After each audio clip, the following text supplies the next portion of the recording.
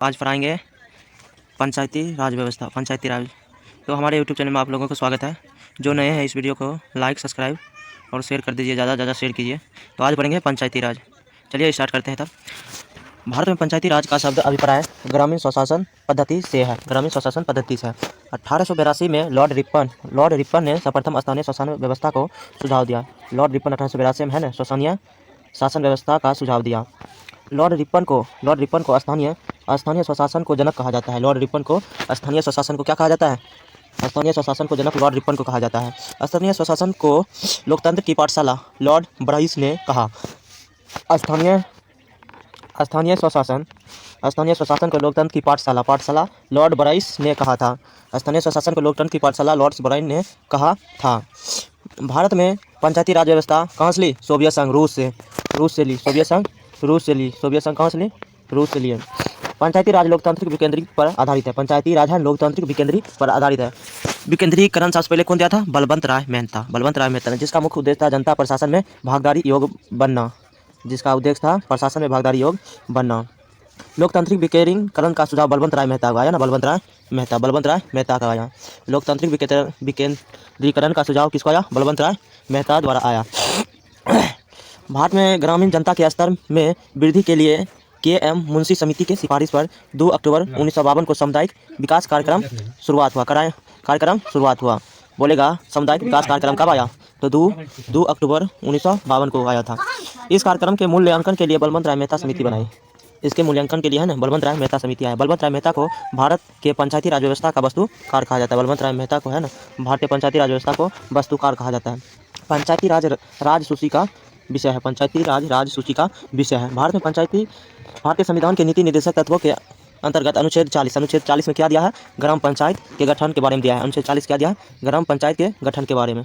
73वां संविधान संशोधन 1992 में पंचायतों को संवैधानिक दर्जा प्रदान किया। संवैधानिक दर्जा देने की सिफारिश एल.एम. सिद्धवी समिति कब आया था? एल.एम. सिद्धवी समिति 86 में आया। पी.बी. थुंगर समिति 88 में आया। याद कर लो, भी आया है। एल.एम. सिद्धवी समिति कब आया? 1986 में। और पी.के. थुंगर समिति 1988 में आया। पी.के. थुंगर समिति 1988 में आया। भारत में सर्वप्रथम पंचायती राज व्यवस्था त्रिस्तरीय की शुरुआत 2 अक्टूबर 1959 को हुआ। 2 अक्टूबर 1959 ईस्वी को। प्रधानमंत्री उस समय पंडित जवाहरलाल नेहरू था उस समय। तो उस समय प्रधानमंत्री कौन था? त्रिस्तरीय की शुरुआत 2 अक्टूबर 1959 को हुआ। प्रधानमंत्री पंडित जवाहरलाल नेहरू द्वारा राजस्थान के नागौर जिला में हुआ था। लास्ट में हम आपको क्वेश्चन भी पूछेंगे, आपको याद होगा कि नहीं।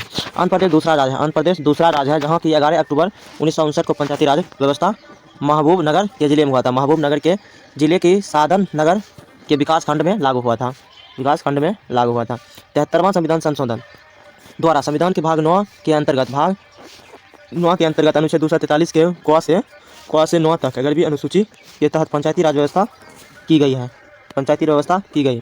11वीं अनुसूची में कुल 29 विषय है। 29 विषय का उल्लेख है जिन पर पंचायतों को विधि बनाने की शक्ति प्रदान की गई। 73वां संविधान संशोधन पंचायती राज अधिनियम 24 अप्रैल 1993 को पूरे देश में लागू हुआ, जिस कारण से 24 अप्रैल को पंचायत दिवस के रूप में हम लोग मनाते हैं। चलो, 73वां संविधान संशोधन के बाद पंचायत का चुनाव पहला राज्य मध्य प्रदेश है। पहला पूछेगा तो मध्य प्रदेश। 73वां संविधान संशोधन के बाद पंचायत चुनाव कराने वाला पहला राज्य कौन है? मध्य प्रदेश। भी आई है क्वेश्चन। वर्तमान में पंचायती राज व्यवस्था की संरचना त्रिस्तरीय। पंचायती राज व्यवस्था की संरचना त्रिस्तरीय पंचायती राज किसने दिया? बलवंत राय मेहता ने। कब दिया? 1957 में। त्रिस्तरीय पंचायती राज एक सिर्फ राज्य में, वो कौन है? पश्चिम बंगाल में। त्रिस्तरीय पंचायती राज पश्चिम बंगाल में। पंचायती राज व्यवस्था की 3 स्तरीय प्रणाली के अंतर्गत ग्राम स्तर पर ग्राम पंचायत, प्रखंड स्तर पर पंचायत समिति और जिला स्तर पर जिला परिषद आती है। सभी पंचायतों का कार्यकाल 5 वर्ष का निर्धारित किया गया है। सभी पंचायतों का कार्यकाल है ना 5 वर्ष के लिए निर्धारित किया, जिसका चुनाव कराने हेतु निर्णय राज्य सरकार द्वारा लिया जाता है। जब भी कोई पंचायत में चुनाव कराएंगे ना, निर्णय राज्य सरकार करेगा। पंचायत भंग होने पर पुनः निर्वाचित 6 माह के अंदर अवधि के लिए होता है। 6 महीना के अंदर अवधि में हो जाता है भंग होने के बाद। पंचायती राज संस्थाओं के लिए प्रत्यक्ष एवं गुप्त मतदान का प्रावधान किया गया है। पंचायती राज है ना प्रत्यक्ष भी है और गुप्त मतदान भी है। पंचायती राज की सबसे छोटी इकाई ग्राम सभा है, जिसको ग्राम पंचायत कहते हैं। मतदान सूची में दर्ज अर्थात 18 वर्ष पूर्ण कर चुके सभी लोगों को ग्राम सभा के सदस्य होते हैं। जो लोग 18 वर्ष पूरा कर चुके हैं वही ग्राम सभा के सदस्य होंगे। भारत में प्रत्यक्ष लोकतंत्र का उदाहरण ग्राम सभा है। भारत में प्रत्यक्ष लोकतंत्र का उदाहरण क्या है? ग्राम सभा है। ग्राम पंचायत का चुनाव ग्राम सभा द्वारा प्रत्यक्ष रूप से किया जाता है। देखो यहाँ पे बीबी आई है। ग्राम पंचायत का चुनाव ग्राम सभा द्वारा प्रत्यक्ष रूप से किया जाता है। पंचायत के चुनाव के लिए उम्मीदवारों की न्यूनतम आयु 21 वर्ष होती है। जो पंचायत में जो खड़ा होगा, जो बनेगा, उसकी उम्र 21 वर्ष होना चाहिए। जो वोट देगा वो 18 वर्ष होना चाहिए। ग्राम पंचायत का प्रमुख मुखिया होता है तथा सरकारी पदाधिकारी पंचायत सेवक होता है। ग्राम सभा का बैठक सरपंच बुलाता है। ग्राम सभा का बैठक सरपंच बुलाता है। सरपंच को उसके कार्यकाल के 2 वर्ष बाद 2/3 बहुमत द्वारा हटाया जा सकता है। 2/3 बहुमत द्वारा हटाया जा सकता है। सरपंच हेतु जमानत राशि 200 रुपये तय की गई है। वेद मत 1/6 भाग 1/6 भाग प्राप्त करने में असफल व्यक्ति को जमानत राशि जब्त की जाती है। ग्राम पंचायत के आय का स्रोत मेला एवं बाजार कर है। ग्राम पंचायत के आय का स्रोत मेला एवं बाजार कर है। पंचायती व्यवस्था के अंतर्गत अनुच्छेद 243 के घ के तहत महिलाओं के लिए 1/3 आरक्षण दी गई। पंचायती राज व्यवस्था के अंतर्गत महिलाओं के है ना 243 अनुच्छेद के घ के तहत है ना 1/3 यानी 33% आरक्षण की व्यवस्था कर दी गई है। अगस्त 2009 में पंचायती राज में महिलाओं के लिए 50% आरक्षण की, देखो इसमें फंस जाओगे, वो कैबिनेट मंजूरी में दिया गया। देखो यहाँ पे क्या बोल रहा है, 243 अनुच्छेद के घ में महिलाओं को 1/3 33%, ये अनुच्छेद में पूछ रहा है। ये अनुच्छेद में पूछ रहा है 243 के घ में महिलाओं के लिए 1/3 33% आरक्षण व्यवस्था किया। और इसमें कह रहा है अगस्त 2009 में पंचायती राज महिलाओं को 50% आरक्षण दी गई है।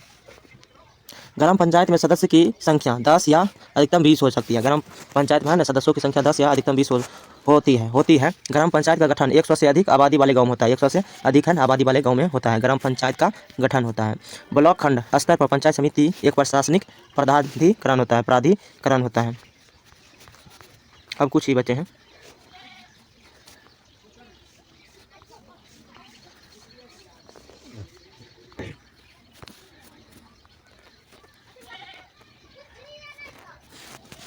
चलो अब स्टार्ट करते हैं। पंचायत समिति ग्राम पंचायत एवं जिला के मध्य संपर्क स्थापित करता है। ग्राम पंचायत एवं जिला के मध्य संपर्क स्थापित करता है। पंचायत समिति के प्रमुख अभिनव राज्यों में प्रमुख होता है, चेयरमैन होता है, प्रधान आदि कहलाता है। पंचायत समिति का सचिव कौन होता है? प्रखंड विकास के पदाधिकारी BDO होता है। पंचायत समिति का है ना सचिव प्रखंड विकास पदाधिकारी BDO होता है। ब्लॉक और जिला स्तर पर है ना, ब्लॉक प्लस जिला स्तर पर अध्यक्षों का निर्वाचन कौन करता है? अध्यक्षों का निर्वाचन है ना अप्रत्यक्ष रूप से होता है। ब्लॉक और जिला स्तर पर है ना अध्यक्षों का निर्वाचन क्या होता है? अप्रत्यक्ष रूप से होता है। ग्राम पंचायत की बैठक के लिए 1/3 सदस्य को उपस्थित होना चाहिए। ग्राम पंचायत की बैठक के लिए है ना 1/3 सदस्य को उपस्थित होना चाहिए, नहीं तो नहीं होगा। पंचायती राज व्यवस्था की सबसे बड़ी संस्था कौन है? जिला परिषद है और उसका चेयरमैन जिला अधिकारी होता है। उसका चेयरमैन कौन होता है? जिला अधिकारी होता है। पंचायती राज व्यवस्था की सबसे बड़ी संस्था कौन है? जिला परिषद, जिसका चेयरमैन जिला अधिकारी होता है। जिला परिषद का मुख्य कार्य समन्वय एवं पर्यवेक्षण है। जिला परिषद का मुख्य कार्य क्या है? समन्वय एवं पर्यवेक्षण है। स्थानीय सांसद और विधायक क्या है? जिला परिषद के पदेन सदस्य हैं। स्थानीय सांसद और विधायक क्या है? जिला परिषद के पदेन सदस्य होते हैं। भारत में कलेक्टर पद, देखो भारत में सबसे पहले कलेक्टर पद वॉरेन हेस्टिंग्स द्वारा किया गया 1772 में। इंपॉर्टेंट है, BBI रट लो इसको। भारत में कलेक्टर पद द्वारा सृजन 1772 में वॉरेन हेस्टिंग्स द्वारा किया गया। केंद्र सरकार में ग्रामीण विकास मंत्री पंचायती राज के विभिन्न अंग की निगरानी करता है। नागालैंड, मेघालय और मिजोरम, दिल्ली में पंचायती राज व्यवस्था नहीं है। देखो कहाँ नहीं है? नागालैंड, मेघालय, मिजोरम और दिल्ली, 4 गुम नहीं है। याद कर लो, यही उल्टा के पूछता है किसमें नहीं है पंचायती राज व्यवस्था? नागालैंड, मेघालय, मिजोरम तथा दिल्ली में नहीं है। पंचायती राज व्यवस्था अपनी निधि हेतु सरकारी अनुदान पर निर्भर करती है। पंचायत स्तर पर राज्य सरकार का प्रतिनिधित्व ग्राम सेवक करता है। पंचायती राज व्यवस्था के अंतर्गत द्विस्तरीय संरचना का सुझाव, देखो द्विस्तरीय कौन दिया? अशोक मेहता समिति पर आधारित है, 1977 में दिया। पंचायती राज व्यवस्था द्विस्तरीय कौन दिया? अशोक मेहता समिति 1977 के सिफारिश पर। द्विस्तरीय प्रणाली के अंतर्गत ग्राम स्तर पर मंडल पंचायत तथा जिला स्तर पर जिला परिषद शामिल थे। पंचायती राज व्यवस्था के अंतर्गत टैक्स लगाने की सिफारिश कौन था? अशोक मेहता समिति ने की थी। टैक्स लगाने की सिफारिश कौन ली थी? अशोक मेहता समिति के अंतर्गत ने पंचायतों में टैक्स लगल रहे। 73वें संविधान संशोधन के अंतर्गत 20 लाख से अधिक जनसंख्या वाले प्रदेश की पंचायती राज की त्रिस्तरीय प्रणाली है। देखो 20 लाख से अधिक रहेगा ना, जहाँ पर वहाँ त्रिस्तरीय रहेगा, और 20 लाख से कम रहेगा आबादी वाले प्रदेश, वहाँ क्या रहेगा? द्विस्तरीय प्रणाली कानून की बात कही गई है। पंचायती राज व्यवस्था के अंतर्गत 4 स्तरीय का संरचना के सुझाव कौन दिया था? कौन समिति था? PB के राय समिति 1985 में आया था। PB के राय समिति। 4 स्तरीय जो कि कहाँ है, सिर्फ एक राज्य में लगा हुआ है 4 स्तरीय पंचायती राज, कहाँ, पश्चिम बंगाल, पश्चिम बंगाल। 4 स्तरीय संरचना के अंतर्गत ग्राम स्तर पर ग्राम सभा, ग्राम स्तर पर ग्राम सभा और मंडल स्तर पर मंडल पंचायत और जिला स्तर पर जिला परिषद तथा राज्य स्तर पर राज्य विकास परिषद। राज्य विकास परिषद का गठन कब हुआ था, 1952 में, 1952 हुआ। उसके बाद पश्चिम बंगाल एक ऐसा राज्य है जहाँ 4 स्तरीय पंचायती राज व्यवस्था अपनाई। मैंने बोला ना पश्चिम बंगाल ऐसा राज्य है जो 4 स्तरीय पंचायती राज अपनाए गए। तो आपको कैसा वीडियो लगा, ये सब VVI इंपॉर्टेंट था, ये सब क्वेश्चन तो याद कर लीजिएगा। तो अच्छे लगे हो वीडियो तो कमेंट कीजिएगा, तो और वीडियो लाएंगे हम, ठीक है। ओके, चले फिर मिलते हैं आपको हम अगले वीडियो के इंतज़ार में। ओके, चलिए ये ख़त्म हुआ, अगले लाएंगे दूसरे वीडियो।